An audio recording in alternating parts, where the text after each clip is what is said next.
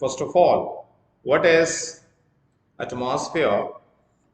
The atmosphere is defined as gaseous envelope present around the earth globe. It means atmosphere is nothing else, but it is actually comprised of the various gases that will form a cover around the globe. And our atmosphere is divisible into four important parts or sublayers, I can say. The lowermost one is troposphere. Above the troposphere is the stratosphere. Above the stratosphere is the mesosphere, and the topmost layer is the thermosphere. Troposphere, which constitute the lowermost layer of the atmosphere, extend from 10 to 18 kilometers from the Earth's surface. And in this layer, as we move up, the temperature start decreasing, and it is indicated here in the form of a bright yellow colored line, and that shows decline in the temperature. And as move in the stratosphere area, so in the stratosphere area, the temperature first decreases and then increases. So it means that there is temperature inversion phenomenon, thermodynamic inversion phenomenon in the stratosphere area of the atmosphere. So due to this thermic inversion phenomenon, the stratosphere is a thermodynamically stable layer. And this stratosphere is biologically useful also, as it possesses the ozone layer. Ozone layer is a part of the stratosphere layer of the atmosphere. And above the stratosphere, there is a mesosphere, and this mesosphere layer is named so because it is present exactly in the middle part of the atmosphere. In Greek, the term meso means middle and sphere means area. So it means this is the part of the atmosphere which is present exactly in the middle part of atmosphere. And above the mesosphere layer, the thermosphere is there. And in the thermosphere, the temperature get elevated up to the degree of 15,000 degrees centigrade. So this temperature, which goes very high in this part of the atmosphere, is responsible for ionization of the gas molecules. It is responsible for ionization of gas molecules. In other words, I can say no gas can exist in the molecular state in the thermosphere. Rather, the gas molecules, they exist in the ionic form.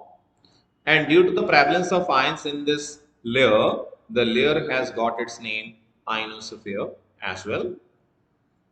And furthermore, the ions whose prevalence is there, they are responsible for conduction of radio signals from this layer to the earth surface.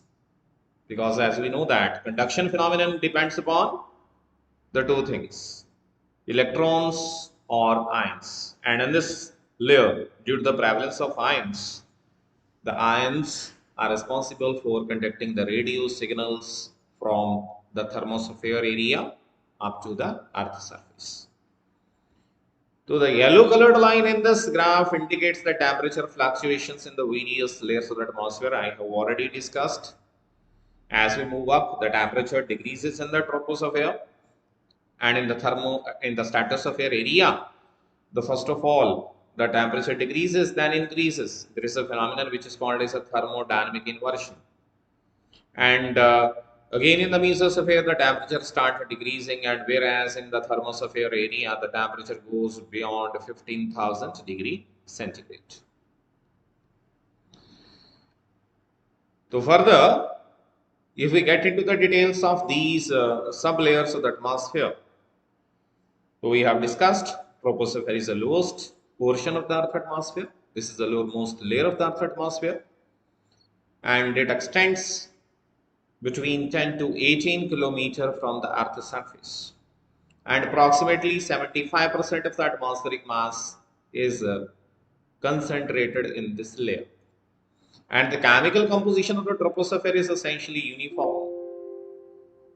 It is nitrogen 78%, oxygen 21%, carbon dioxide 0.04% with the traces of noble gases. So these statements really rely on the fact that if the pollution factor is fixed, then the concentration of nitrogen, oxygen, carbon dioxide, and traces of the noble gases will remain as listed in the various parts of the country or the globe. In other words, I want to say, if I think there would be no pollution at all, then in the Delhi area, troposphere may contains nitrogen 78%, oxygen 21%, carbon dioxide 0.04%. And the same percentage will be visualized in the other parts of the country, such as in Punjab, in UP, in Gujarat, etc. But again, I am stressing upon the theme, if the pollution factor is fixed. If we assume there would be no pollution at all. So that's why the statement indicates the chemical composition of the troposphere is essentially uniform. It contains nitrogen, oxygen, carbon dioxide, and with the traces of the noble gases with a definite percentage. And we have discussed the temperature of the troposphere decreases with the height. It decreases with the height. And the second layer of the atmosphere is stratosphere.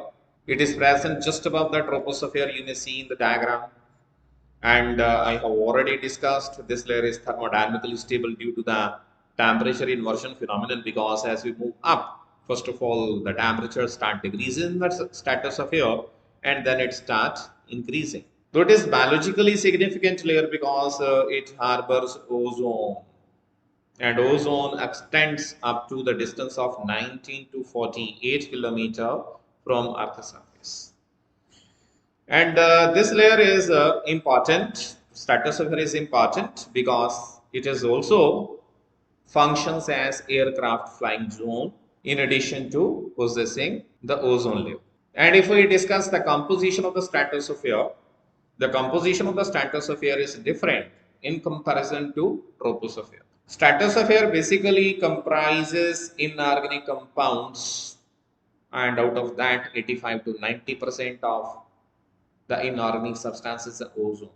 In addition to that, nitrous oxide, methane, chlorofluorocarbons, halogens, and halogen oxides, they are found in the stratosphere. And the gases which are produced during the volcanic eruptions, they may also contribute to the stratosphere composition. And stratosphere is marked with the formation of the special stratospheric clouds. It is marked with the formation of special stratospheric clouds. And these stratospheric clouds are one of the reason for the depletion of our ozone layer. Then above that stratosphere layer, we have the mesosphere. We have already discussed if this layer is named so because it is present exactly in the middle part of the atmosphere, and it is located from about 50 kilometer to 80 to 90 kilometer altitude above the Earth's surface. And within this layer, the temperature decreases with increase in the height. So the topmost layer of the atmosphere is the thermosphere, and it is named so because due to the prevalence of very high temperature, because this layer is very much closer to the sun, and due to The exposure to the UV radiations in this area, the gas molecules get ionized, the ions prevail in this area, and these ions are responsible for conduction of the radio signals up to the Earth's surface. And the temperature normally can raise up to 15,000 degrees centigrade in this layer. So now, if we move to the second important part of this lecture, electromagnetic spectrum. So I have included this concept in the study of atmosphere because the radiations, they also contribute important phenomena and mechanism reactions in the atmosphere. So an electromagnetic spectrum is actually a band or collection of various kinds of the radiations emitted by the sun, which are arranged in the order of increasing frequency or a decreasing wavelength.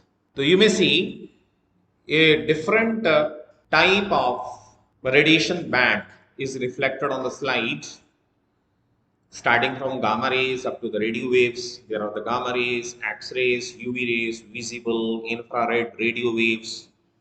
And these rays, they are arranged according to their increasing or decreasing wavelength or frequency. So the most significant portion of our electromagnetic spectrum is the visible part of the spectrum. And in addition to the visible, the UV part of the spectrum is also playing important role. It is affecting the lives. The visible rays, which contribute one of the important beneficial radiations, they have the wavelength range extending from 400 nanometer to 760 nanometer. And these radiations are named so because we are capable to visualize them. They can be visualized, and it is made up of band of 7 colors, that is violet, indigo, blue, green, yellow, orange, and red. The visible radiations are important because they help in the photosynthesis in the plants, food making process in the plants, and hence they are responsible for running the ecological balance in the nature. They are responsible for ecosystem stability. They are responsible for transference of energy in the various living systems. And the UV radiations, they are further belong to 3 subcategories: UVA, UVB, and UVC. The UV radiations are having the wavelength range extending from 100 nanometer up to the 400 nanometer, and they are further belong to the 3 subcategories: UVA, UVB, and UVC radiations. And you may see on this slide, the wavelength of UVA is comparatively more than UVB and UVC, whereas the wavelength of UVC is lesser than UVB and UVA. So keep in mind one thing, there is inverse relationship exists between energy of the radiations and wavelength. In other words, I want to say a radiation which is having greater wavelength is associated with the lesser amount of energy, and a radiation which is having lesser wavelength, that is associated with the more amount of energy. So hence I can say UVA radiations, since they are having the wavelength range from 320 to 400 nanometer, which is comparatively more than the wavelength range of UVB and UVC, therefore the UVA radiations, they are less energetic. Whereas the UVC, they are having the wavelength range of 100 to 290 nanometer, they are more energetic and they can play havoc. They are responsible for induction of skin cancers in the human beings. And UVB radiations, which are intermediate between UVA and UVC, they have intermediate amount of energy associated with them and they are partly harmful. So you may see out of these 3 different categories of the UV radiations, UVA, UVB and UVC, our ozone is responsible for absorbing the UVC radiations completely.